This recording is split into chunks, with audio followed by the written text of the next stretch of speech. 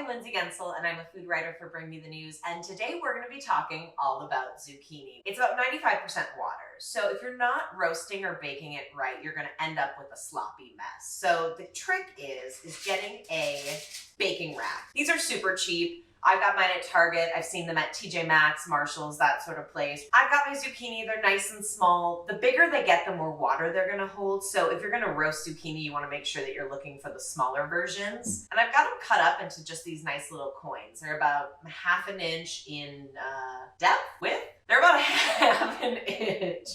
And I'm going to do them up my crispy Parmesan way. I've got my rings all set here. I guess my coins, not my rings, but I've got my coins all set up. I have a piece of parchment on my pan already. Now I need to shred some cheese, Parmesan and a mozzarella. You can really use whatever you have on hand. The secret when you want cheese to melt really nicely is to use a block and shred it at home. Those bags of shredded cheese that you buy in the store, they have preservatives in them to make sure that they don't clump up. They're convenient, but you're not getting the best melt, so to speak. The recipe says half a cup. You can do whatever you want. Maybe you don't like cheese. Maybe you want a ton of cheese. Maybe you need to completely hide the fact that there's zucchini underneath it. So I've got a nice little pile of cheese going here. Right here, I've got some seasonings all ready to go. So I've got a teaspoon of garlic powder, a half a teaspoon of black pepper, and then a quarter teaspoon of ground oregano.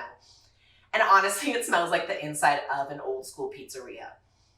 Brings back memories of the personal pan pizzas you used to get for reading books. Remember when they would basically bribe you with pizza to read books? I loved it. I also have a little salt. It's actually gonna help pull out some of that moisture from the zucchini. So I'm just gonna go over my zucchini coins, give them a nice little dousing of salt. And now it's time for some seasoning. Now this is where that parchment paper comes in handy, because not only is it catching all of your seasonings and your cheese below the baking rack, which makes for an easier cleanup. It's not going to get stuck to the pan. But after I'm done here, I am going to pull all of that extra stuff up and reuse it. So now it's time for cheese. I'm just going to mix up this Parmesan and that mozzarella right over the top. Again, no rhyme or reason to it. It's just a nice little change up for roasting zucchini. You're gonna get a little bit of that crisp from the cheese on top, that old school pizzeria seasoning. Real quick, I'm just gonna pick up my pan and set it to the side. Now I've got